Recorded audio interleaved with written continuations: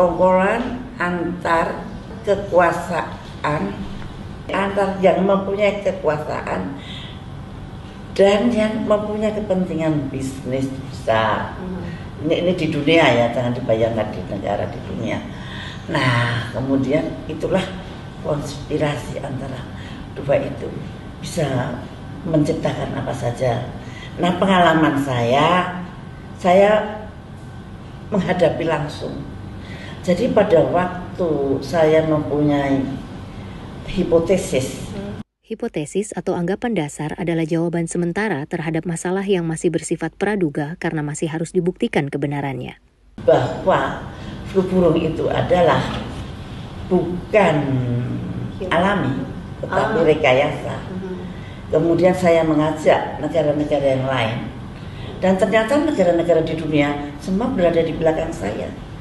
Apakah itu Inggris, apakah itu Perancis, apakah itu Jerman, apakah itu Australia, apakah itu Cina, apakah itu India, apakah Rusia. 128 negara, termasuk negara non-blok yang saya hidupkan.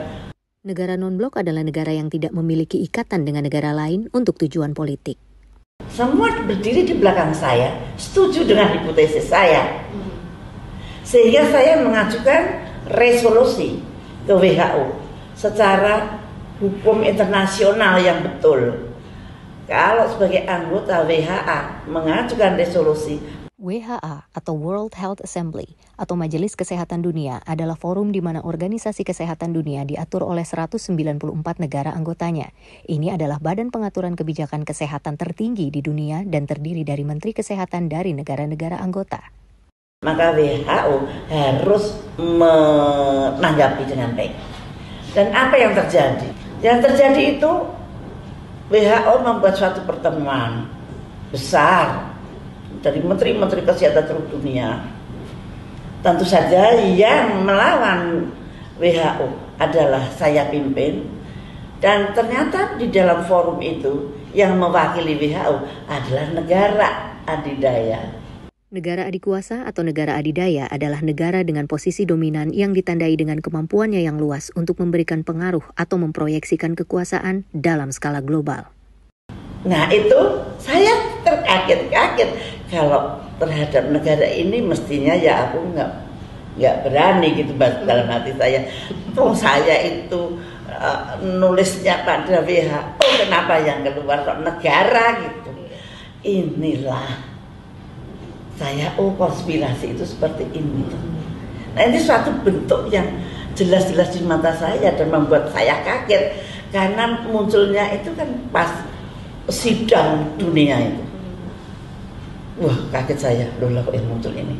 Dan ternyata ada satu organ di dalam WHO yang ada di bawah negara adidaya tersebut, namanya GISN, Global Influential Surveillance Network. Itu GISN. Setiap semua orang yang punya virus masukkan ke sana. Saya masukkan ke sana. Tapi ternyata tiba-tiba virusnya Vietnam dibikin vaksin, dijual ke saya. Loh, kamu pakai virusnya siapa Pak? Bikin vaksin. Pakai virus Vietnam Bu. Wah jadi ketahuan. Yang jual juga kaget, kenapa ini ibu kok tahu gitu. Karena biasanya tidak pada tahu kalau vaksin itu dibuat dari virus. Nah pada waktu itu, loh kenapa kamu yakin kalau vaksinnya Vietnam pasti cocok dengan virus saya? Belum tentu cocok, diteliti dulu. Dan ternyata H5N1 Vietnam dan H5N1 Indonesia jauh lebih ganas satu H5N1 Indonesia. Sehingga vaksin yang dibuat dengan strain Vietnam tidak akan bisa memproteksi virus yang ada di Indonesia. Tapi vaksin yang dibuat dari virus Indonesia, H5N1 Indonesia, mempunyai cross protection terhadap H5N1 dimanapun juga, paling hebat. Jadi begitu virus H5N1 itu bertemu dengan DNA kita, itu menjadi sangat ganas dan sangat hebat, bikin mati orang maksudnya. Tapi kalau untuk bikin vaksin paling bagus, paling kuat gitu. Nah yang saya nggak tahu vaksin yang sekarang ini tidak ada strain-strainan, padahal justru COVID ini adalah virus genom. Genom adalah keseluruhan informasi genetik yang dimiliki suatu sel yang memuat informasi tersebut. Tapi kenapa strain-strain itu kok dihilangkan dari nama itu? Dulu nama itu H5N1 Indonesian strain, H5N1 Vietnam strain. Sekarang nggak ada strain itu. WHO menamakan semau-maunya jadi COVID-19. Berasal dari mana? Seolah-olah COVID-19 itu sama seluruh dunia.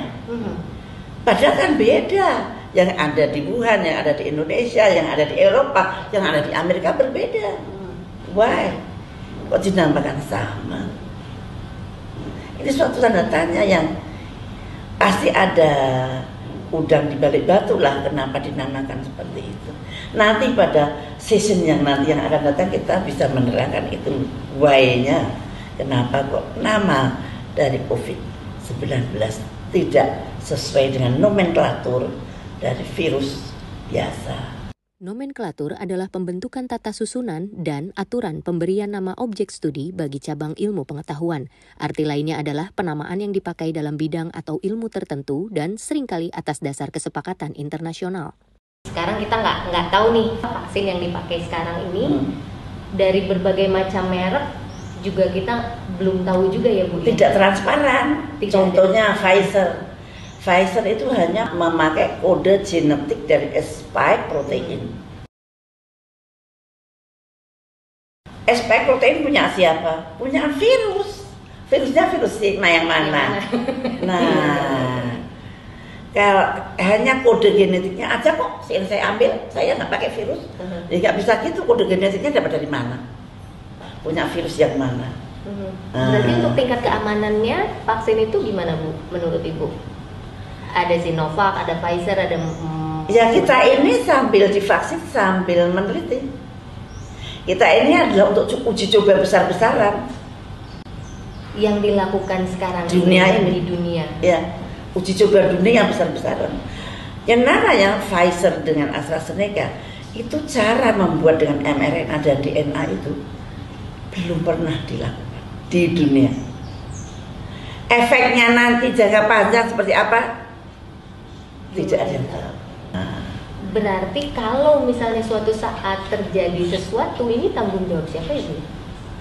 Ya nggak tahu, tergantung pada waktu dia mau dikasih vaksin itu atau negara ini misalnya kerjasama dengan Pfizer, bagaimana MOU-nya kerjasamanya? Dan terakhir nggak tahu apa-apa tentang itu. Kalau saya lihat yang di Norwegia yang dapat Pfizer kan udah mati 23 orang lansia. Terus sekarang nggak ada kabarnya lagi. Apakah yang bertanggung jawab itu negaranya ataukah Pfizer-nya, saya nggak tahu. Nah ini yang penting adalah mentransparankan rakyat agar tahu bahwa cara yang dipakai oleh AstraZeneca maupun oleh Pfizer maupun oleh Moderna itu belum pernah dipakai di dunia ini. Kalau semuanya dengan transparan tidak akan ada konspirasi, tidak akan ada kejahatan kesehatan. Sebenarnya, sebelum heboh COVID ini, WHO pernah mencoba menetapkan SARS sebagai pandemi di Indonesia. Itu adalah akal-akalan WHO agar orang sedunia beli vaksin yang dibuat oleh para pendana mereka. Untung di tahun 2005 itu, kita memiliki seorang Menteri Kesehatan yang cerdas, bernurani luhur, dan pemberani, Ibu Siti Fadilah Supari. Ikhtisar perjuangan Ibu Siti Fadilah melawan WHO yang saya dapat dari berbagai media adalah sebagai berikut.